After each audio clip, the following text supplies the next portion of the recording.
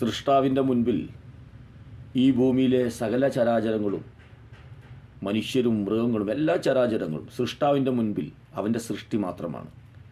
അവിടെ വലിയ സാങ്കേതിക വിദ്യകളിലുള്ളവരെന്നോ യുദ്ധം ചെയ്യാനുള്ള സകല സന്നാഹമുള്ളവരെന്നോ ലോകരാഷ്ട്രങ്ങളെ കീഴടക്കി വെക്കാൻ കഴിയുന്ന സകല പവറും നേടിയവരെന്നോ അങ്ങനെ വേർതിരിച്ച് സൃഷ്ടാവിൻ്റെ മുൻപിൽ ഈ ഭൂമിയിൽ ജീവിക്കുന്ന ഒരു വസ്തുവുമില്ല.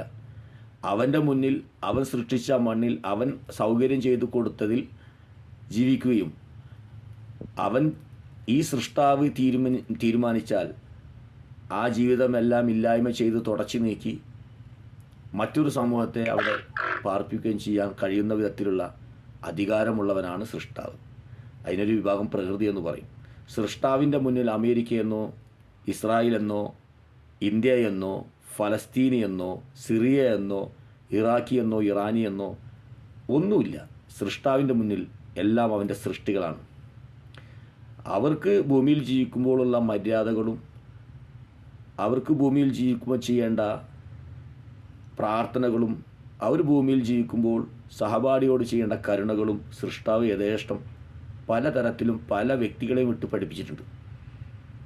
അങ്ങനെ മനുഷ്യന് ജീവിച്ച് സൃഷ്ടാവിൻ്റെ അധികാരത്തിൽ അവൻ നൽകിയ സ്ഥലത്ത് അവൻ നിശ്ചയിച്ച സമയം വരെ ജീവിച്ച് സന്തോഷത്തോടെ മടങ്ങാനേ മനുഷ്യ സമൂഹത്തിന് ഇവിടെ കഴിയുകയുള്ളൂ. ഇവിടെ ആരും ഒരാളെക്കാളും വലിയവരല്ല. അത് ജാതിയില്ല, മതമില്ല, നിറമില്ല, വർഗമില്ല, രാഷ്ട്രമില്ല. ജീവി അവൻ്റെ സൃഷ്ടിയാണ്. ഈ സൃഷ്ടി വിവേകബുദ്ധിയും വിശേഷബുദ്ധിയും സംസാരശേഷിയും ചിന്തിക്കാനുള്ള കഴിവും എല്ലാം നൽകപ്പെട്ടൊരു ജീവിയായതുകൊണ്ട് അവൻ അതിൽ സന്തോഷിച്ച് അതിൽ ദൈവത്തോട് നന്ദി പറഞ്ഞ് എല്ലാ മനുഷ്യരെയും ചേർത്ത് പിടിച്ച് ജീവിക്കുക, എന്നിട്ട് കണ്ണടക്കുക. പ്രകൃതി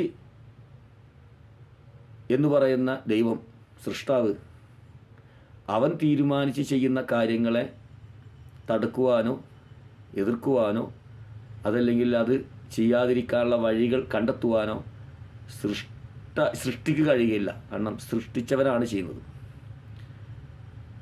മനുഷ്യൻ കൃത്രിമമായി അവൻ്റെ ധിക്കാരം കൊണ്ട് വരുത്തി വെക്കുന്ന ദുരന്തങ്ങളിൽ അനുഭവിക്കുമ്പോൾ സന്തോഷിച്ച് ചിരിക്കുന്ന മനുഷ്യ സമൂഹത്തിന് ആരും കൈകടത്തിലില്ലാതെ ബലഹീനരായ തിരിച്ചടിക്കാൻ കഴിവില്ലാത്ത ജനതയ്ക്ക് പകരം നിൽക്കുന്നത് ദൈവമാണെന്നും സൃഷ്ടാവാണെന്നും ആ സൃഷ്ടാവിൻ്റെ കരങ്ങളിലൂടെ ഏതെങ്കിലും തരത്തിലൊരു അപകടം വന്നു കഴിഞ്ഞാൽ തീർച്ചയായിട്ടും അത് സൃഷ്ടി സമൂഹത്തിന് ഒരിക്കലും താങ്ങാൻ കഴിയുകയില്ല. ഏതായാലും ആർക്ക് ഏതെല്ലാം ദുരന്തം വന്നാലും അത് അവർക്ക് സമാധാനമുണ്ടാവട്ടെ, ദുരന്തങ്ങളിൽ നിന്ന് അവർ സംരക്ഷിക്കപ്പെടട്ടെ.